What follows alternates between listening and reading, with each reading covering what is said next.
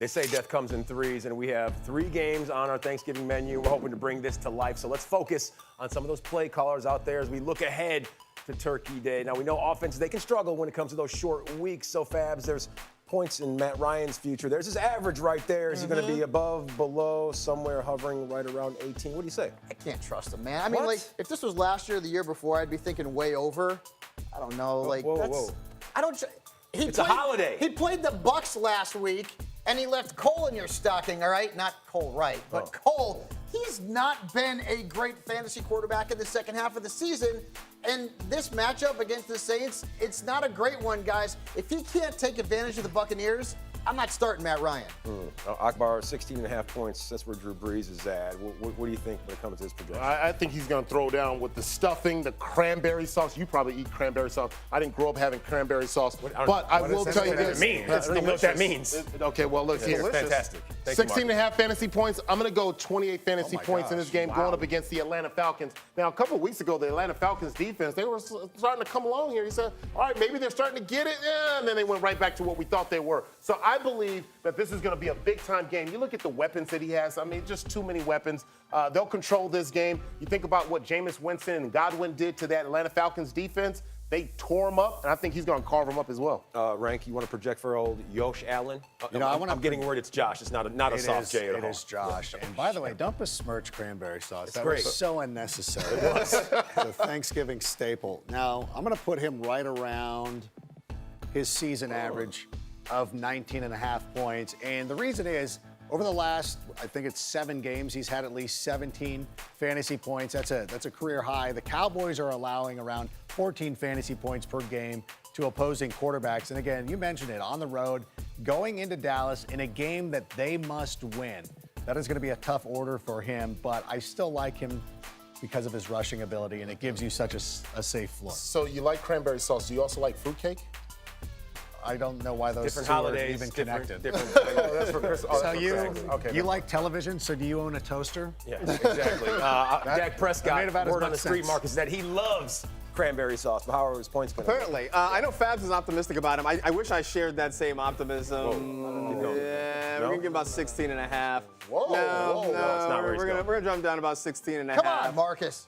Look, man, the Bills, I know you went down the list of quarterbacks that they faced, and it wasn't necessarily impressive, but they still have shut these quarterbacks down. 11.5 fantasy points per game is what they're giving up. Their run defense has been a lot more vulnerable, because I could see this being the sort of week where they lean on Zeke Elliott a little bit more, Tony Pollard a little bit more, run the football, score some points, play some defense, and try to get the I win. feel like you're hating on Dak Prescott, though. Man, the dude can ball, man. I didn't say he couldn't. I'm just trying to get kind of an ordinary number, though. Just giving some love to the Bills' defense, man.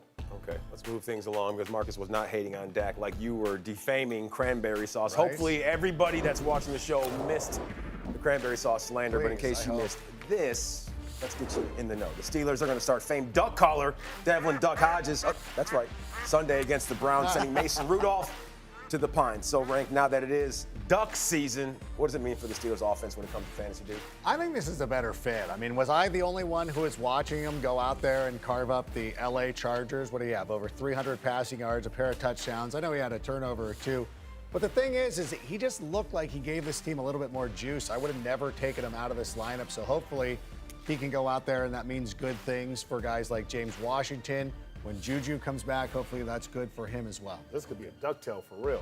To our little pick-em segment that we have here. It's where we take a look at some Week 12 leaders on the waiver wire and decide, is this cat worth a pickup or not? So we're going to start with the quarterback position, and Michael, he's going to choose because we have a quartet of play callers right there, and you have to pick one of them. So who's it going to be? I'm not going with Allen. Fitzpatrick, I think, is a decent sleeper this week. I like Darnold this week, but for the rest of the year, I'm going Ryan Tannehill. He looks surprised. He looks surprised, Okay. but he shouldn't be because look at the numbers. He's putting up 19-plus fantasy points in every single game he's played since being the starter in Tennessee. And you got to look at the matchups, too. They're in the fantasy playoffs. Raiders, Texans, Saints. He could end up winning you a fantasy championship. That's right. I said it. Ryan Tannehill. Easiest fantasy quarterback schedule that remains for all the quarterbacks out there, so maybe Fabs is onto something. Now, For Akbar. Week 16, they have the Saints. Yeah, but still, it's the easiest. Well, I'm going to talk running backs while you guys kind of discuss that. Okay. I'll let them discuss that. Rashad Penny went to San Diego State. They say I'm going too long, so I won't be too long. Raheem Mostert, okay, all right, I get what's going on. Benny Snell, there's a lot of running backs in that situation. I want to go with Jonathan Williams. He's getting a lot of opportunities, and even with Marlon Mack, even if he comes back, I still believe what he's shown, the production that he's given, that he's made a case that he's a guy that's gonna force a committee. He's been so productive, and especially when you look at the matchup, I think Jonathan Williams moving forward is a good pickup. Are you projecting a potential return of the Mac? You never know. Okay. Wide receivers, Rank, go for it. Well, you see a number of candidates here. Cole Beasley with the Bills. Josh Allen got into the end zone last week. Robbie Anderson also got into the end zone as well. I like James Washington. I was talking about with Duck Devlin there, but I'm going to follow Michael's lead, and I'm going to go with A.J. Brown, partly because of the schedule. But you know what? I thought that this guy had the potential to be a breakout rookie candidate, but I never really followed through with it because with Marcus Mariota as the quarterback, I just didn't see it happening. And now that Ryan Tannehill has taken over as the quarterback of the Tennessee Titans, he has really made him into the player that we thought he could be. It's Turkey Day right around the corner. So we're looking for a few cats who could have to unbutton that belt right there because they're going to eat on Thanksgiving and hopefully give us some extra fantasy points when it comes to what's going down on Thursday. Fabs, who are you feeling good about? Yeah, I'm going with Zeke Elliott. This is not a homer pick.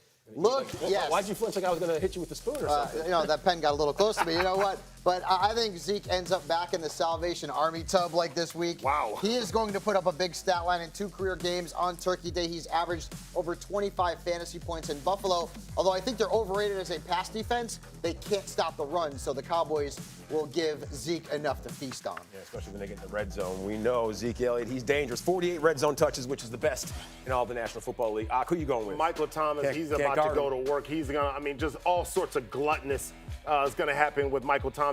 We talking about gluttony of points. He's going to probably put up maybe close to 22 or more points on the Atlanta Falcons. Think back to what he did just 3 weeks ago. He had like a whole bunch of catches, 152 yards. So look, I know that he's going to stand out against the Falcons. The Falcons defense, that's a weak point for them. In fact, I think the whole team is a weak point. So I expect him with Drew Brees as his quarterback to ball out. Brad Pitt and Morgan Freeman told me that gluttony is not a good thing. But, Rank, what's in the box? What's in the box, Rank? Production for Allen Robinson going up against the Detroit Lions. He went out on Sunday, did very well against the New York Giants, and part of that production didn't even count because the biggest gainer is this 60-yarder right here, but it was called back because of a bogus sort of hands-in-the-face penalty. But listen, I don't think that we're one to complain. I think other teams have some other issues, but I do like them this week, and I understand that the Lions give up a lot of production on the ground, but I think this is going to be an opportunity for Mitch Trubisky to go out there and air it out a little bit. All right, he's going to be eating turkey, ham, maybe pork tenderloin, sliced roast beef. You know who's going to get down with that on Thanksgiving Day? Who's that? That's this man right here. Number 3 on the all-time rushing list. That's Franklin Delano Gore. Just like that, 7.46 fantasy points per game this season. But I have a good feeling that on Turkey Day, he's going to really break out of that shell. 10-plus touches in 3 of the last 4 games, and Buffalo feeling pretty good about what he's been doing lately. Now let's go to the somewhat negative side of Thanksgiving. It's not all about everyone. It's not as if Akbar showed up at your house on the holiday, but we're going to talk about the guys who could actually ruin that Turkey Day roster, and we're going to have someone go sit at the smaller table where the chairs are a little bit shorter. It's the fantasy kids table on Thursday. Fabs, who's going there? I'm still sitting on the kids' table. What are you talking about, man? Come on, let's get you a bigger chair at the adults' table. TJ Hawkinson. I mean, you get indigestion on Thanksgiving, right, if you eat too much, Akbar? No. He's been giving fantasy fans indigestion ever since week 2 because he's had one good game all year, and it came against the Cardinals. At this point, guys, if you haven't moved on from TJ Hawkinson, well, you're not paying attention. Pick up Jacob Hollister. Pick up Ryan Griffin. Pick up Jack Doyle. Hawkinson cannot be in your Thanksgiving Day lineup. Who are the adult beverages off limits to? Who's drinking milk at the kids' table this time around? More like eggnog, early eggnog. And they're already starting to sell eggnog now. Yeah, No, you it's can for get it early. Thanksgiving It's a lot eggnog. cheaper. What are you But talking about? I've drank eggnog before. And look, Marvin Jones is super inconsistent. And, I mean, he'll give you 30 points on one game, and then he'll go ahead and give you 5 or 6 fantasy points. I'm looking for something a little bit more consistent, something that I can trust. And so I'm going to stay away from him on that one. I'm going to sit him at the kids' table. Remember, he's going up against the Chicago Bears, and the Chicago Bears, that defense, they're going to bring a lot of pressure to that quarterback.